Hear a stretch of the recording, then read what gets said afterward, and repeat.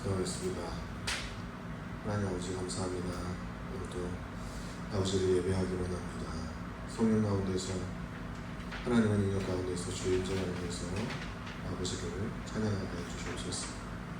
겸손한 마음으로 신령과 진정으로 주님께 온전히 찬양을 올려드리는 저희들 되게 해주시옵소서. 감사하는 예수님의 이름으로 기도합니다. 아멘.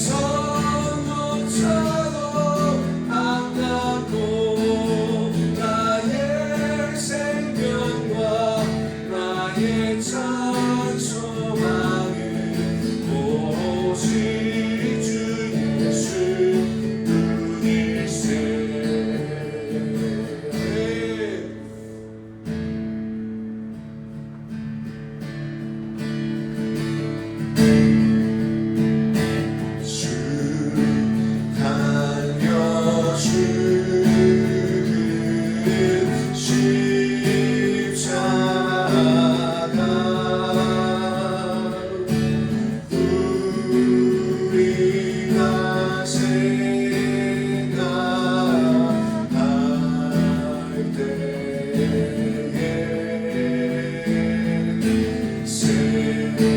세상에서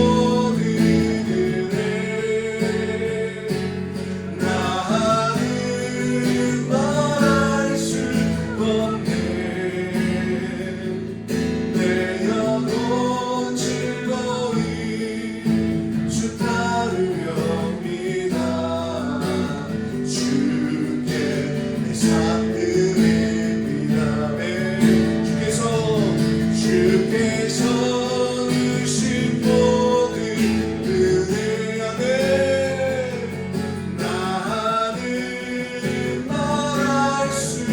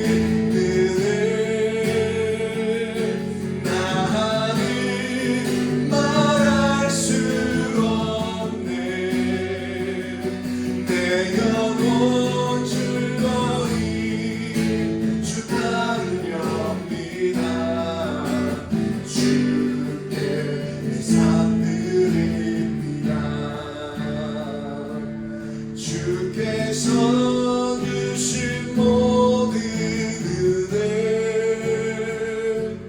나는 말할 수 없네. 내 영혼 즐거이 주 따르렵니다.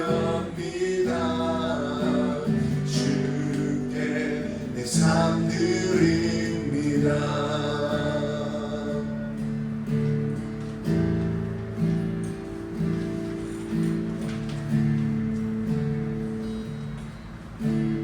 우리 삶을 주님께 올려드립니다.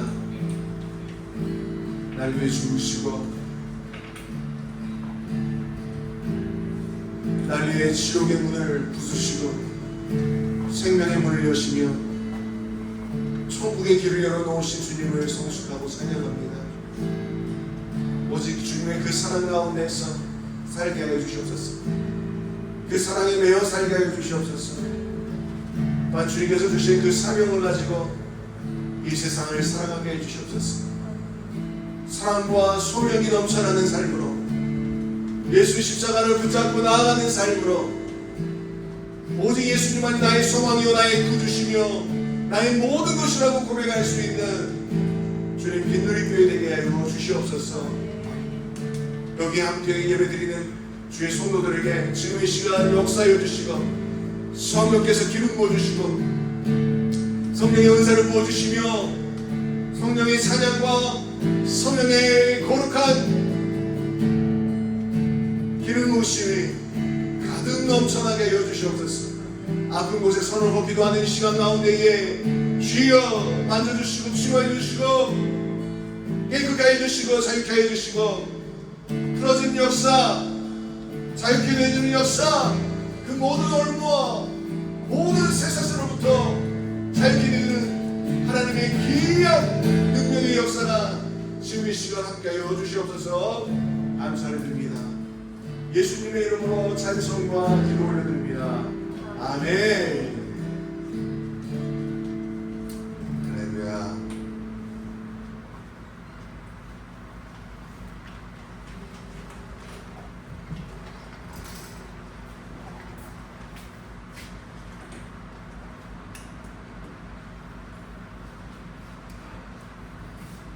참 오랜만에 뵙습니다. 우리 앞뒤로 인사하십시다. 오랜만에 뵙습니다. 주님의 이름으로 합니다.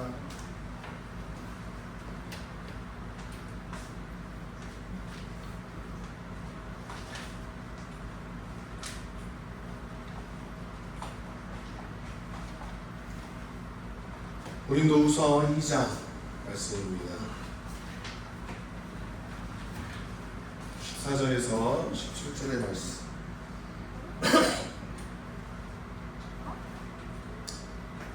자, 읽겠습니다. 항상 우리를 그리스도 안에서 이기게 하시고 우리로 말미암아 각처에서 그리스도를 아는 냄새를 나타내시는 하나님께 감사하노라. 우리는 구원받는 자들에게나 망하는 자들에게나 하나님 앞에서 그리스도의 향기니 이 사람에게는 사망으로부터 사망에 이르는 냄새요 저 사람에게는 생명으로부터 생명에 이르는 냄새라. 누가 이 일을 감당하리요?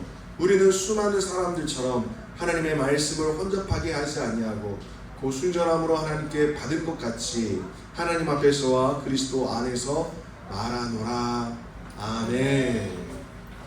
오늘 이 주제의 말씀은 그리스도의 냄새를 말씀하십니다. 자, 14절의 첫 문장이 이겁니다. 항상 우리를 그리스도 안에서 이기게 하신다라고 말씀하십니다. 우리가 이기는 것은 우리의 힘이 아니고 우리의 능력이 아니고 또한 우리가 가지고 있는 어떠한 권력으로 이기는 것이 아니라 우리 안에서 역사하시는 예수 그리스도로 말미암아서 이기게 하신다는 것입니다. 아멘.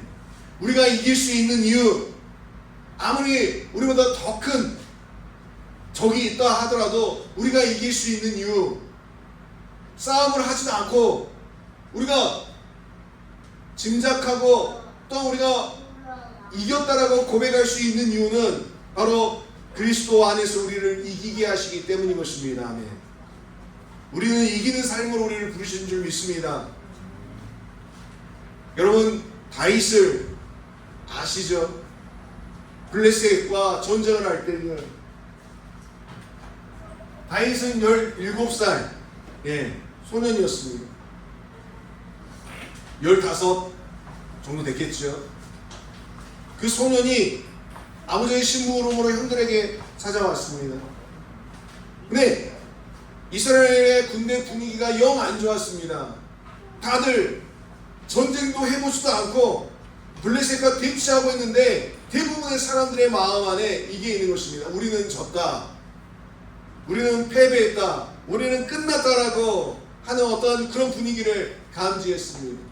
그리고 그 분위기에 맞춰서 이 골리앗이 서로 대치되어 있는 그 진영에서 가운데로 나와서 이스라엘의 하나님을 욕하는 것입니다. 그리고 나와서 나랑 싸워서 맞짱 뜨고 이기냐 지냐 그것을 결정하자고 합니다. 그랬더니 이스라엘에서 어떻게 합니까? 다들 두려움에 떨고 있습니다.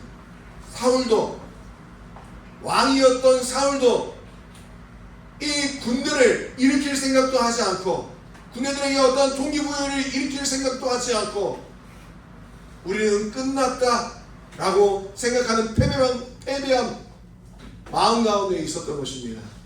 그것이 왜 그렇습니까? 하나님을 신뢰하지 않았기 때문에. 이스라엘 백성들이 어떻게 이 가나안 땅에 이르게 된 것입니까? 홍해는 누가 갈랐습니까? 하늘에서 만나와 메추라를 보내신 분이 누구십니까? 바로에게 10가지 재앙을 내리게 하신 분이 누구십니까? 우리 하나님이십니다. 그래서 사울은 그걸 기억하지 않습니다. 기억한다 하더라도 그는 역사에 있는 이야기이지 지금 나에게는 상관이 없는 이야기라고 생각하는 것입니다. 사울이 어떻게 왕이 되었습니까? 하나님의 예언자들을 통하여서 사울을 불러 세우셔서 이스라엘 왕으로 세우셨습니다. 하나님의 음성과 또한 하나님의 임재, 성령의 역사하심으로 사울도 옷을 벗고 애언을 했었던 사람입니다. 그런데 그가 하나님을 신뢰하지 않습니다.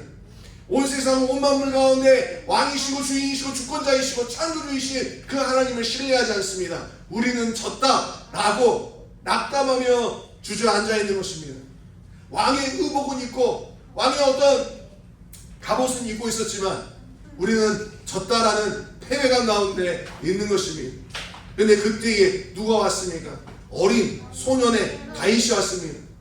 그가 전쟁에 나가서 전쟁을 승리해 본 적이 없습니다. 장군도 아닙니다. 칼과 창을 쓰는 자도 아닙니다. 근데 이 다윗이 이 골리앗이 그 외치는 소리를 듣고 뭐라고 이야기합니까? 저 자가 누구냐? 살아계신 하나님을 욕하고 있는 저 짐승 같은 놈이 누구냐? 골리앗은 3비터 하나 됩니다. 그리고 그가 입은 갑옷이 50kg라고 합니다. 제가 제 아내를 업고 있는 것과 같은 것입니다. 그리고 그가 가지고 있었던 창이 7kg입니다. 우리가 우리가 K2 소총이 2.3kg로 제가 알고 있는데 그거 들고 다니는 너무 힘든데 이 창을 7kg짜리 창을 들고 있다는 것 자체가 얼마나 힘들겠어요. 하지만 그 정도로 근력이 된다는 것이죠. 어마무시한 사람입니다. 3m에 저희 2배에 갑옷은 50kg짜리를 입고 창은 7kg짜리 창을 들고 또 방패도 있었죠. 그와 이 다윗이 맞대결을 펼치는 것입니다. 다윗이 선포하며 나가는 것이 무엇입니까? 너는 창과 칼로 내게 오거니와 나는 여호와의 이름으로 내게 가노라. 아멘.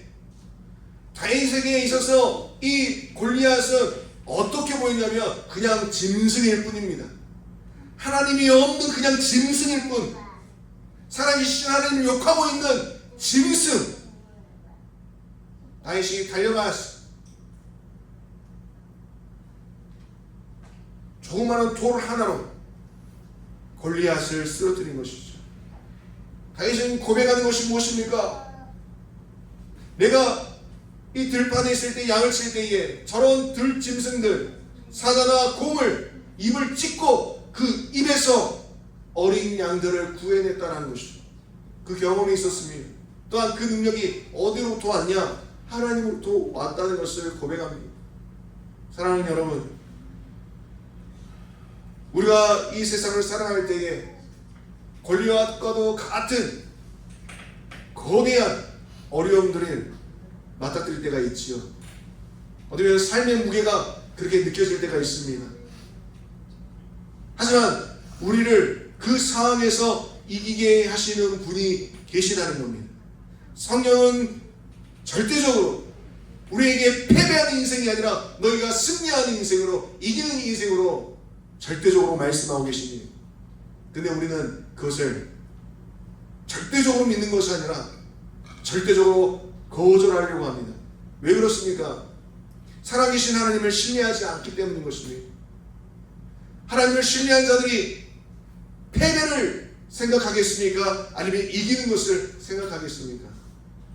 예수 안에 있는 모든 것들은 승리였습니다. 죽음을 승리하셨습니다. 그래서 우리를 그 죽음으로 말미암아서 우리를 생명으로 인도하시는 그 이김을 주시는 것입니다. 아멘. 삶도 마찬가지죠. 우리 하고 있는 이 산업과 또 우리가 가지고 있는 모든 사업장들이 주님 안에서 이기게 되는 것입니다. 아멘.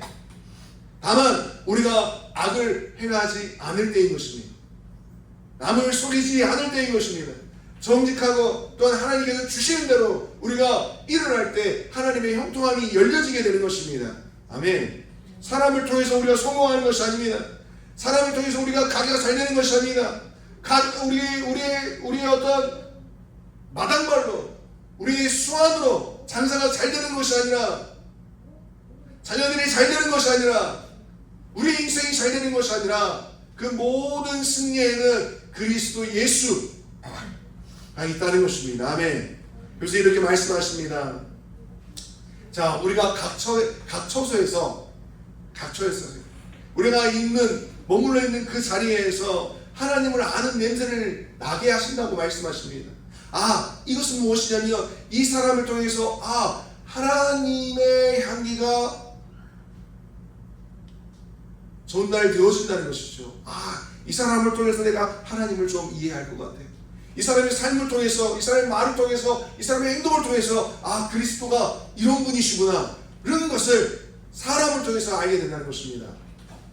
근데 이게 정말 무서운 말씀이 있는데 어떤 거냐면, 자 16절에 사망으로부터 사망에 이르는 냄새가 있고 생명으로부터 생명에 이르는 냄새가 있다고 합니다. 그래서 누가 이 일을 감당하겠느냐라고 말씀하시죠. 자, 너희가 너의 그 모습을 통해서 사망의 모습을 보일 수도 있고 생명의 모습을 보일 수도 있다는 것입니다. 냄새가 죽음도 줄 수 있고 또한 생명도 줄 수 있다는 겁니다. 근데 이 일을 누가 감당하겠습니까? 바로 예수 믿는 자들인 것입니다. 아멘. 우리 안에 어떤 향기가 나겠습니까? 여러분, 어떤 향기가 납니까? 저희 21살 때 인도에서 전도여행을 할 때 인도 사람들을 만나면 이 겨드랑이 냄새가 엄청나게 심하게 납니다. 그 커리를 많이 먹어서 그런지 몰라도 이 겨드랑이 냄새가 정말 코를 찌는 그 암모니 화장실, 그 옛날 그 푸세시 화장실, 우리 저 초등학교 때는 바깥에 화장실이 있어가지고 남자들 변기가 따로 있지 않고 벽에다가 싸잖아요. 그러면 그 암모니아가 이제 결정체가 만들어지면서 냄새가 엄청 납니다. 이 여름에 코를 찌릅니다.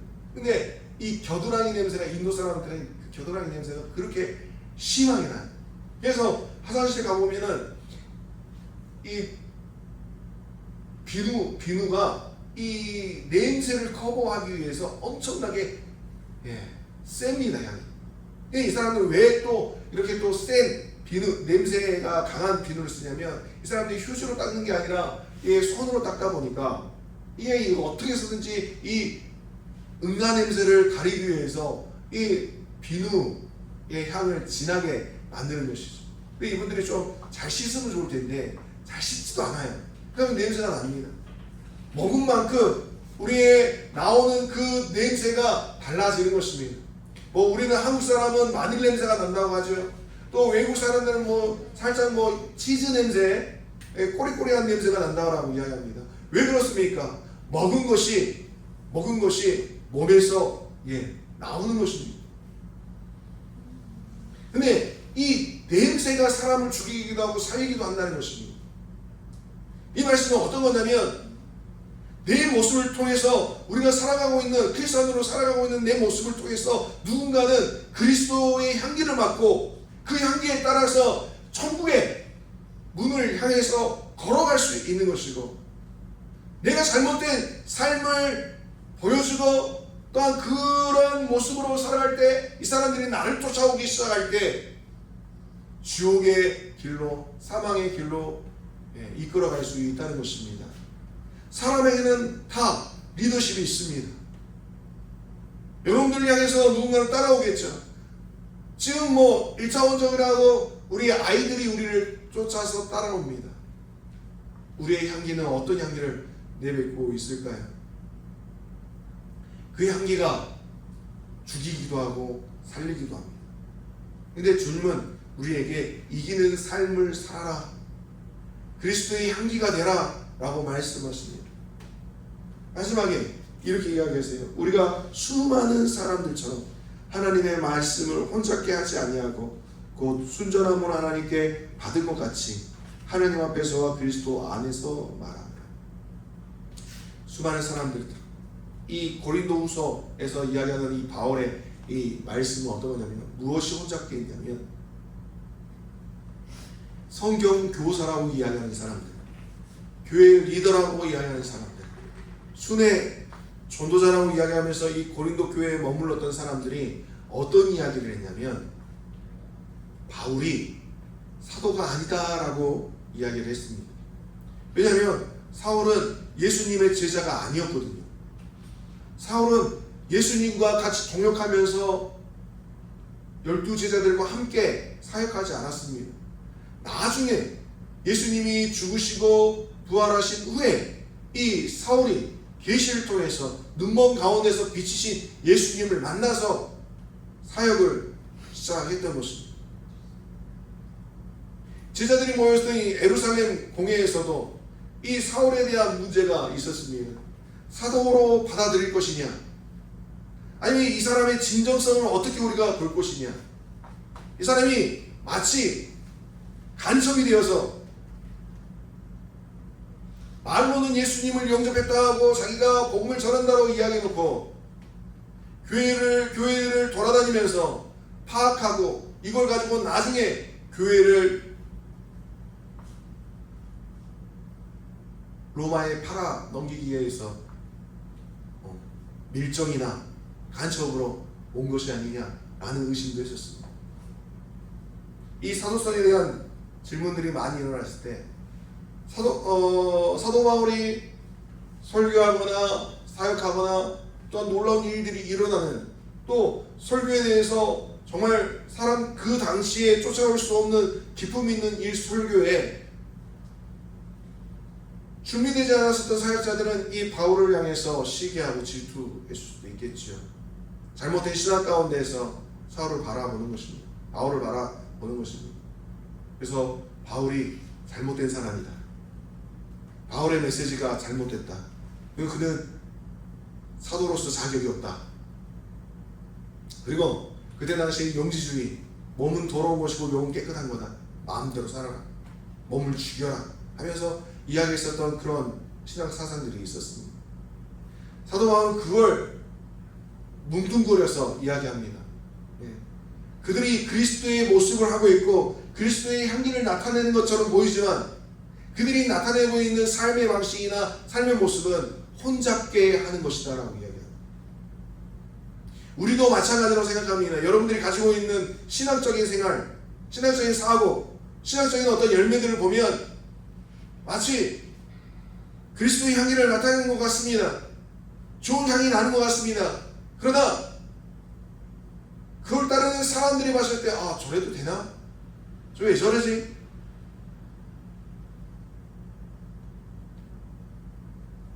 흉내만 내고 있는 모습을 보이고 있다는 것입니다.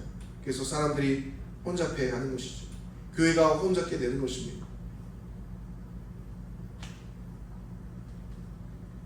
이중성이 있는 크리스천들의 모습들, 크리스천 같지만 아닌 삶을 살고 있는 사람들, 그들이 교회를 혼잡게 하는 것입니다. 사랑하는 여러분, 우리는 어떻습니까? 우리를 생각해 보시기 바라겠습니다. 자신을 좀 보셨으면 좋겠습니다.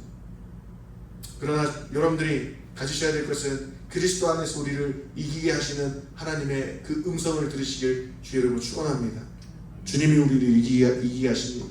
그리고 그 이기는 것 가운데서 우리의 향기가 또한 사람들을 일으켜 세우는 것이고 그들을 깨우는 것이고 생명의 길로 인도하게끔 하는 능력이 될 것입니다. 기도하겠습니다. 주님 감사합니다. 항상 우리를 그리스도 안에서 이기게 하시는 주님, 주님, 우리가 그리스도 예수 안에서 생명을 얻고 기쁨을 얻고 승리를 얻는 하나님의 거룩한 백성인 것을 감사를 드립니다. 주, 우리가 그것을 이룰 수 있는 것은 우리의 힘이 아니고 우리의 능력이 아니라 오직 예수 그리스도십니다. 우리의 산업이 잘 되고 우리의 자녀들이 잘 되고 우리가 복받는 것은 주님 우리 때문에서가 아니라 오직 예수 그리스도로 말미암아서 있게 된 것입니다. 우리가 항상 겸손하게 주님 앞에 머물러 있게 해주시고 주님 앞에 서 있게 해주시고 항상 겸손한 가운데서 주님께서 이루어 주시는 것들을 감사함으로 누리며 살아갈 수 있는 삶이 되게 해주시고, 또 우리 안에 부족함이 있고 또 어려움이 있고 또 골리앗 같은 큰 어려움들이 올 수 있겠지만 주님 미리 승리했다라고 선포하고 또 그렇게 내다보고 달려갈 수 있는 사랑하는 성도들 되게 해주시옵소서.